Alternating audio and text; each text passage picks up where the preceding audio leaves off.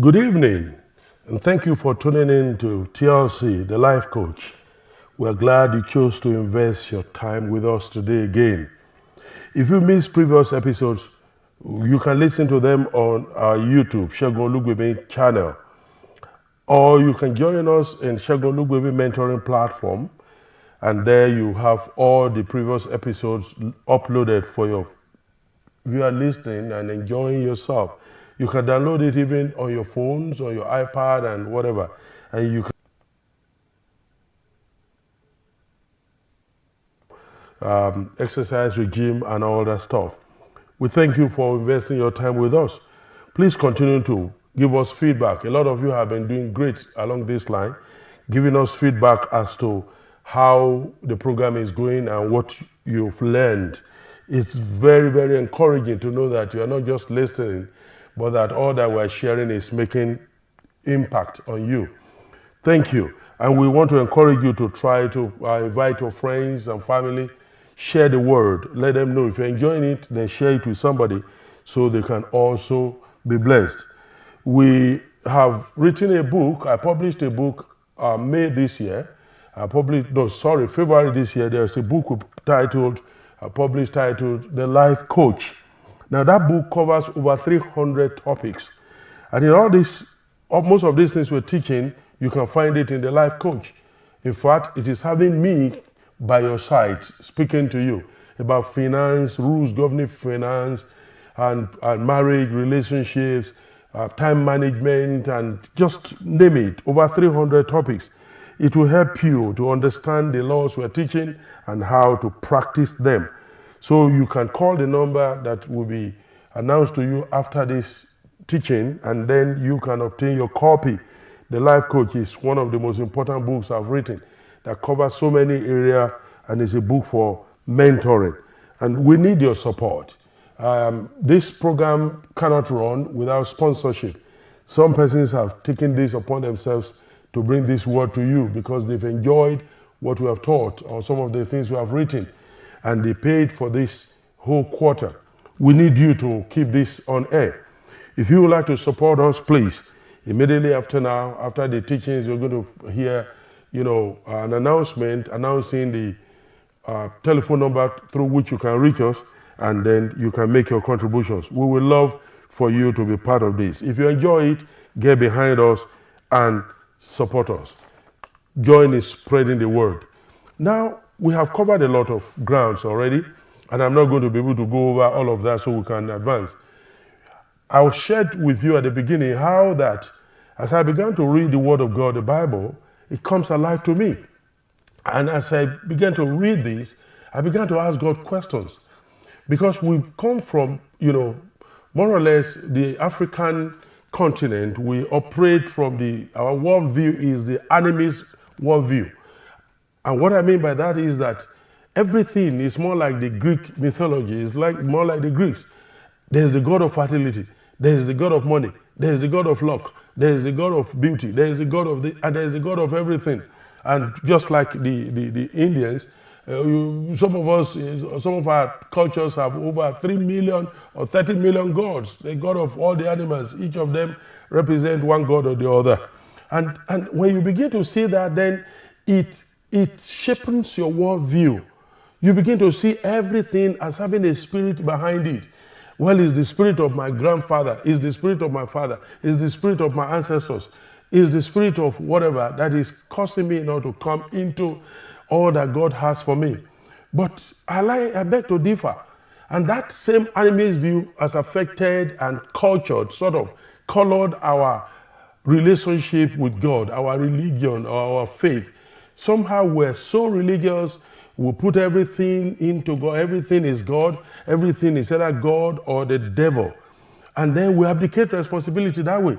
Because you put it on God, it's God who didn't do it. Or you put it on the devil, it's the devil who is chasing after me. But in between these, we fail to realize that we have responsibilities either to obey God and then follow his principles so we can get the results. You see, our byline, our catchphrase, our slogan is practice the kingdom. We proclaim kingdom principles for kingdom result. And I always end by saying You need to continue to practice kingdom principles so that you can get kingdom results. You have a responsibility to look out for the law. I took time out to explain when Paul was under the pressure of how do I overcome evil? How do I overcome sin? Why am I constantly under the pressure? The things I want to do, I can't do them. The things I don't want to do, I find myself doing that. What do? He said, so then I found the law. He found the law of sin and death that was governing sin, keeping him in the wrongdoings. And then later he found the law in Christ Jesus, which is the law of the Spirit of life in Christ Jesus. It was that law he keyed into, and then he said, thank God for the victory we have in Christ Jesus. So victory is always there. But if you don't know the law, if you don't understand how the law works, then you're going to run into trouble, and you put it on the devil. You put it on the enemy. You put it on your grandfather. You put it on your ancestors. And whereas it has nothing to do with them. And so as I began to read the book of Genesis, I found out that the book of Genesis 1 and 2 is the most important book anybody who wants to understand this planet needs to study. You need to study it because the book of Genesis 1 and 2 are the only true scriptures that did not have a devil in it. There was no devil, there was no fall, there was nothing negative. In fact, if you read the Bible, if you're a Bible believer, and you read from chapter 3 of Genesis to Revelation, everything you see there is a redoing of all that God did in Genesis 1 and 2. You find the redemption plan, restoration, refreshing, restitution, all the work of redemption goes on till the final redemption we see in the book of Revelation 22. And you see God at the end in chapter 22, he does not say, behold, I will do a new thing. He says, behold, I make all things new. So you see, it is a redoing of something. But if we are going to spend all our life studying what is being redone, we need to understand the natural state it was. What was God's original idea? What was his conception? What did he have in mind originally when he created this planet Earth? What was his thought? What was the masterpiece that he had in mind to implement? What was the original concept that he wanted to establish on the face of the earth? You want to answer those questions? They are in Genesis chapter 1 and chapter 2. All of them are loaded there. And as I began to study that over the years, I've been teaching this now since 2014, and I can tell you as I began to study that, I began to find that there are so many laws that govern this universe, that governs our planet, that if we understand how these laws operate, then you can operate them. You're not going to fast and pray about certain things because there are laws that govern these things. Now, I began to find out. So I found 50 of them in Genesis 1 and 2. That is what I hope to do in this series. And that's why we need your support to push this word out so we can continue to keep it on air for the next year or two. We just keep, teaching these laws. So if we can take these principles, people will come to better understanding of how the universe works, how the planet works, and then how to work them and be able to operate in them. And the first law I'm going to be talking about is in Genesis chapter 1, verse 1. In the beginning, God created, or God formed, God prepared, God fashioned the heavens and the earth. You haven't gone that far before you see a lot of things that can keep you for a whole day here. Number one, it says in the beginning. The word in the beginning is the word in the first fruit. And Christ is our first fruit. So that settles that right in Genesis 1:1, you see Christ there. In the first fruit, God created heaven and earth. Secondly, you see in the beginning, God created. He prepared, he formed, he fashioned heavens and the earth. And then, so you need to see that he says that he did that in the beginning. In other words, the earth was in its virgin state. It was just coming out of divine conception. And that happened in the beginning. The margin of this line in the beginning actually says in the first fruit. And then it did not even actually read this way. It's like, this is the way it reads. In the beginning, God created heaven and earth. It says, before the beginning, God began the beginning. And it's at the beginning of this beginning that he created heavens and the earth. In other words, God lived in eternity, and then he stepped out to create time. And time is created to be an expression of eternity. Eternity, so time is just a fraction of eternity. God is eternal and he lives in eternity, but he conceived the planet Earth. He conceived all of the universe. He had them finished in his mind. That is the foundation of the finished work. All that was finished in his mind, in the spirit, in eternity. Then he stepped into time. He stepped out of his zone and decided to create time. Creating time, giving opportunity now for time to become an expression of eternity.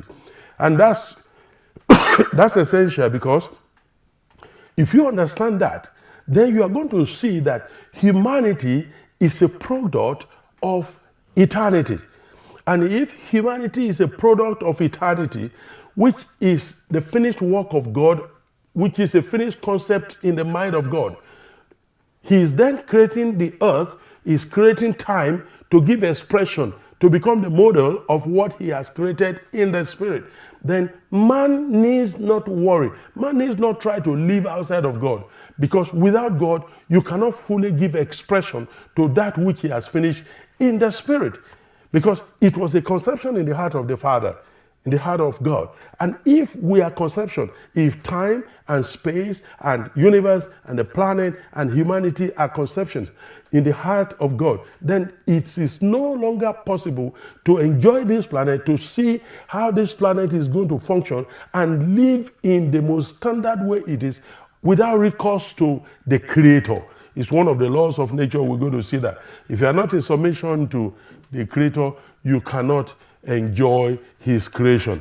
The next thing you need to understand is that God, the Bible says, in the beginning, God created. God created. What does that mean? It simply means that he's introducing a law here.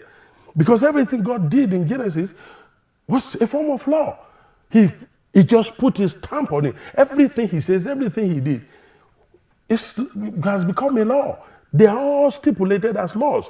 For instance, and I don't want to jump ahead of myself, but I need to quickly bring a few things to your mind. For instance, the Bible says, God said, let there be light. And there was light. Amazing. Let there be light. And there was light. And he saw that the light was very good. But when he was now going to bless human beings, God created man in his own image. He made them after his likeness. And he says, and he blessed them. And he said, be fruitful. Multiply. Replenish. Fill the earth. Have dominion. And subdue it. And then the next question someone is going to ask is, what's the difference between these two statements? Well, he said, let there be light. Let there be light. There was light. It was not subject to prayer point. It was not a subject of prayer point. It was not subject to fasting and prayer. He just said, let there be light, and there was light. So if he says, be fruitful, you need to find out, how am I fruitful? Because he already said, be fruitful, and so you are fruitful. So by default, you are already fruitful. But then it's your job to find out, how do I, because despite the fact that God said, let there be light, and the sun rises, and the moon began to shine, then we see ultimately that man was going to find a way of creating light, even to control darkness. It's our job to find that out. So God says you are blessed. If he says, be blessed, he has already blessed you, but you have to find out how the blessing is, how it was imputed into you, how it was implanted into you, and then you became fruitful by default. So you see, God says here, the first law we're considering today is the law of creativity. And then he says, in the beginning, God created heaven and earth. So the law of creativity says, once you set God as your foundation, as your beginning, creativity becomes your default. It becomes natural to you. Creativity becomes your default.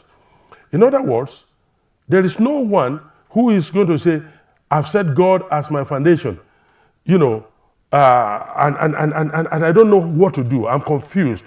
It is oxymoron. It's an aberration to say you don't know what to do, and yet God is at your foundation, because creativity is of God. He's uploaded this thing to time from eternity.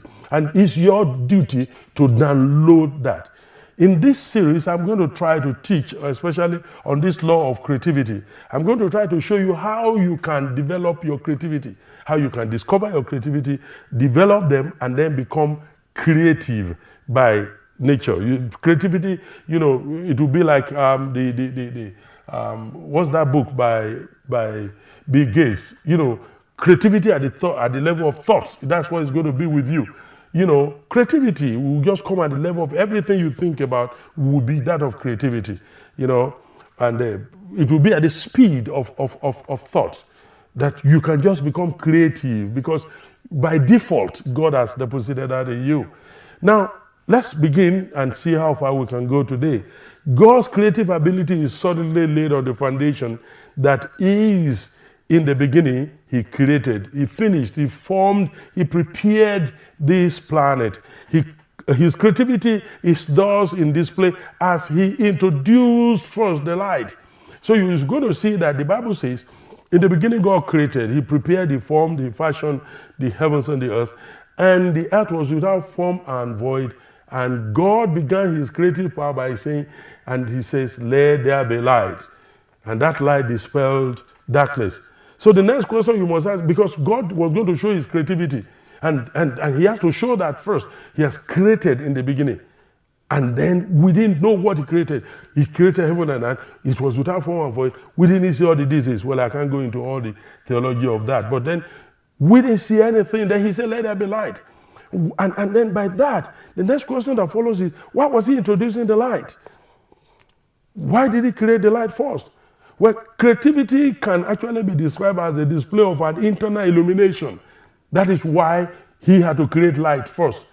Creativity is the expression, the display, the manifestation of an internal illumination. It is the light you have on the inside of you that is reflected when you go into creativity.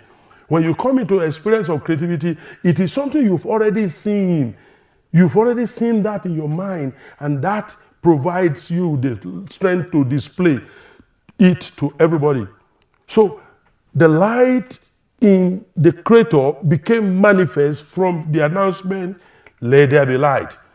The light that God was, because we know God is light, that light became manifested when he said, let there be light. Awesome. God had illumination. He is light, he is illumination, he is the light. But that light had to give expression. And this is one of the things you need to understand, that when God is giving you ideas, when you're having creative ideas, it will be light to you, but it will be darkness to other people. And you cannot wait until everybody sees that.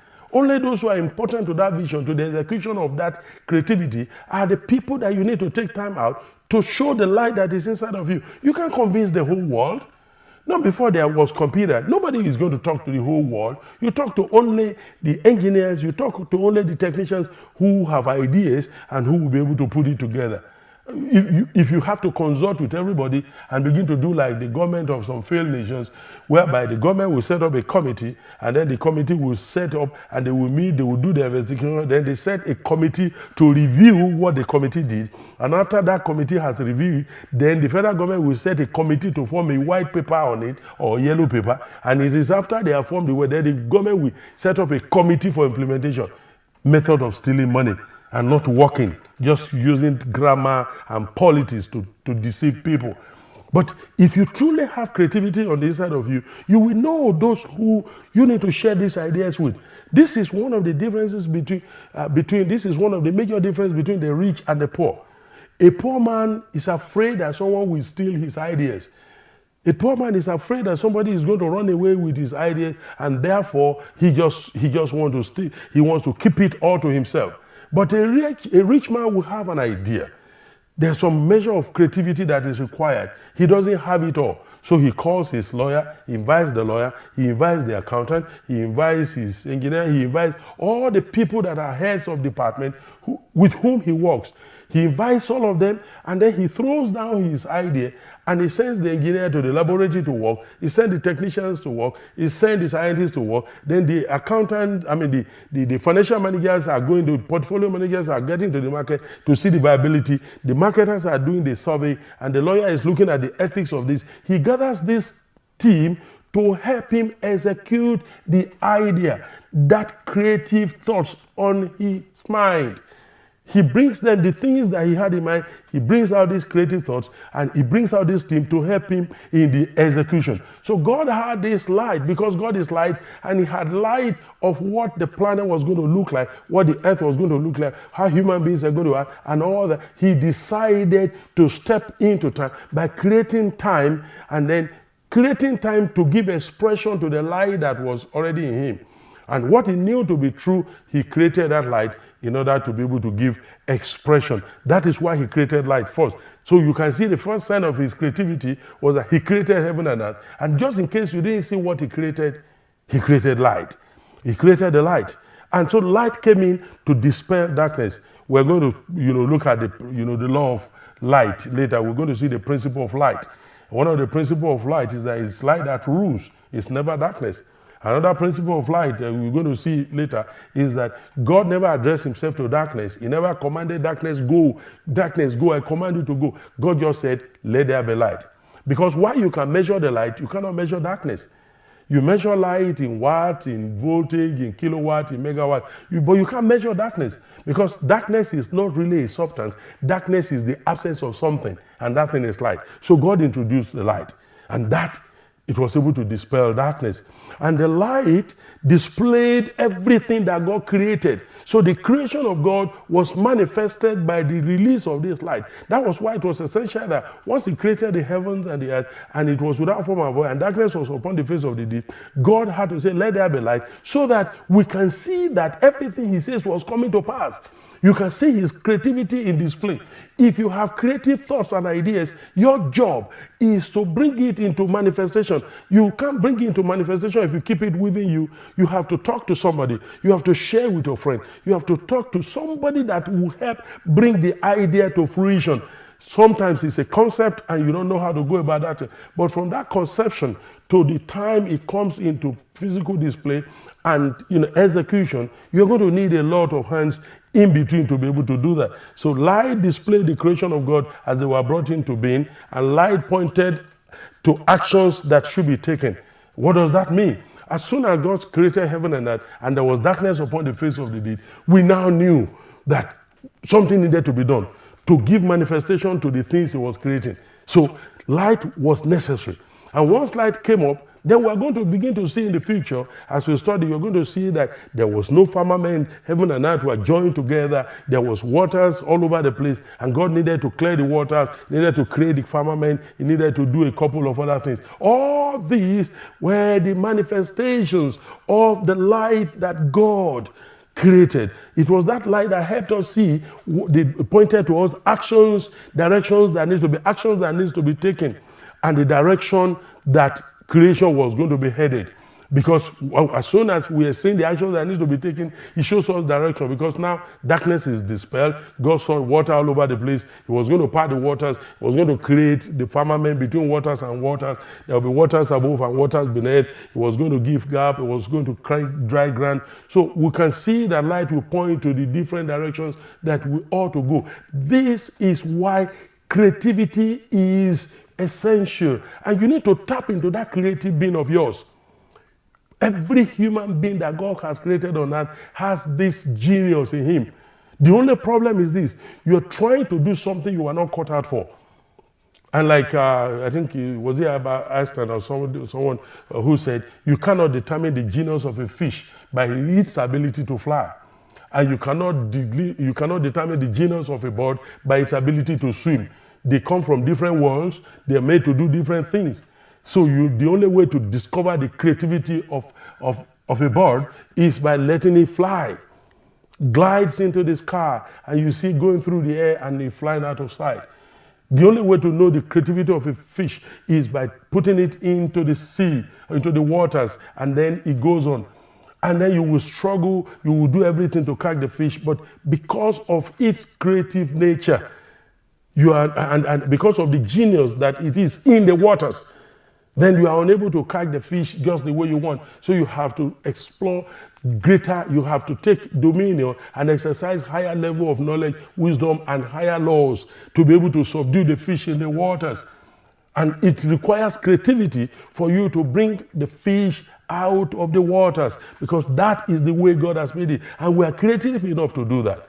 So creativity is in us. That's why everything we do, everything we're called to do, everything we have been created to do on earth, we all have creativity. We have enough creativity to execute them. And you begin to dig within you as we go through this series. I really need you to grab your pens and listen to over and again, try to get to our platform and other, the YouTube and then our Telegram platform. Listen to this again, because you are going to see that you are a genius. It's just that you have been using it in the wrong. You have been testing your ingenuity on the wrong field.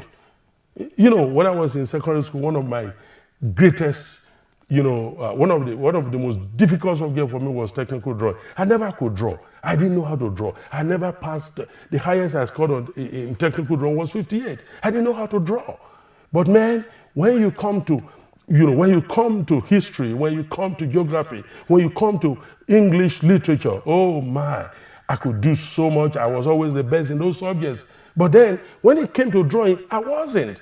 And that is what is it. You can't determine my genius or my ingenuity by my ability to draw. Well, our time is gone already, and we're just going to continue. We're going to stay on this law until we all bring out the genius that is in us. Thank you so much for joining us. And like I said, if you want to support us, please listen to the number, call us on the number that will be read out to you immediately after now, and then give us the support so that we can keep this teaching on air. I believe it's going to bless somebody. I believe our nation will be better, for it. And I want you to share the word to people. Talk to your friends, talk to your neighbors, talk to some persons about this series. Let's listen every Thursday. And I will be here again next week, Thursday, at the same time, 6:30 to 7 on Capital FM, this same channel. Until that time,